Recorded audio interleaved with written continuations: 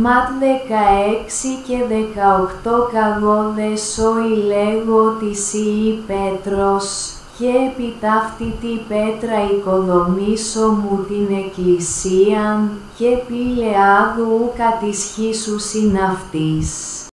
Sumatin po ang biyaya, awa, habag o kapala, katotohanan, kapayapaan, pag-ibig mula kay Abay Hawa. Isang magandang araw po sa bawat isa. Ang ating paksa sa araw na ito ay hinggil po doon sa Mateo 16:18. Na sinasabi ho dyan sa Tagalog, sa saling Tagalog ay Iglesia. Basahin ko na nga ho. Mateo 16:18. At sinasabi ko naman sa iyo na ikaw ay Pedro, at sa ibabaw ng batong ito ay itatayo ko ang aking iglesia, at ang mga pintuan ng Hades ay hindi magsisipanay laban sa kanya. So, lahat po ng mga relihiyon na daladala yung pangalang iglesia o yung word na iglesia, iniisip ng marami na ito ho yung nakalagay doon sa Greek o yung original na pinagkunan. Papapansin nyo doon sa bandang itaas, yan ho yung Greek ecclesia. Na ang ibig sabihin naman ng salitang ecclesia ay calling out o yung mga tinawag. So yung mga nagdadalang mga reliyon na ang pangalan ay iglesia, iglesia ng Diyos, iglesia ni Kristo, o anumang iglesia, Seventh-day Adventist Church, So, ibig sabihin, ang paniniwala nila ay yung iglesia ay katuparan ng sinasabi ng Kristo noong unang siglo. Pero alam niyo ba na yung salitang iglesia sa Tagalog ay simbahan? At sa English naman po ay church.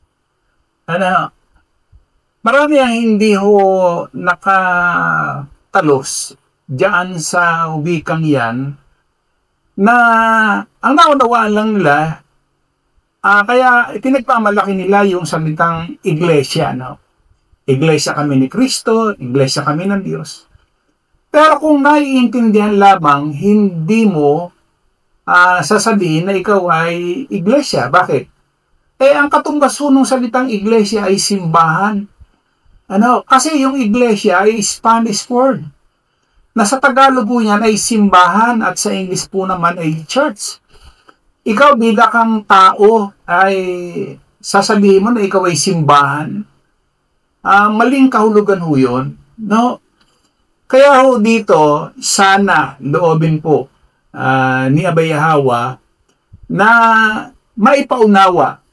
Kasi hanggat hindi ho na ipauunawa ito sa tao, ay pwedeng kamatayan na ng isang tao yung kanyang paniniwala na siya ay isang iglesia, siya ay isang simbahan, na hindi naman pala ganon sa original.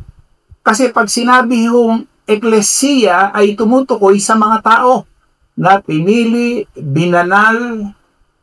Kaya nga sinasabi ho dyan, hindi makapananaig yung Hades o yung libingan. Saan? Kanino? Doon sa mga taong binanal. Hindi sila makararanas noong kamatayan. At magkakaroon sila ng buhay na walang hanggan. Mamamatay sila physically, pero sa spiritual ay buhay o magkakaroon ng buhay na walang hanggan. Sana ipaunawa ito. Kasi pagka ito ay kinamatayan mo, hindi ka na magkakaroon ng buhay na walang hanggan. Isa ka rin doon sa mga nadaya sa milyong-milyong mga relihiyon, miyembro ng mga relihiyon sa iba't ibang sekta. So yun lamang po, at nawa ay ipaunawa ito ng isang makapangyarihan na Diyos na ang pangalan ay si Abay Hawa. Muli, maraming salamat. Isang magandang araw po sa ating lahat.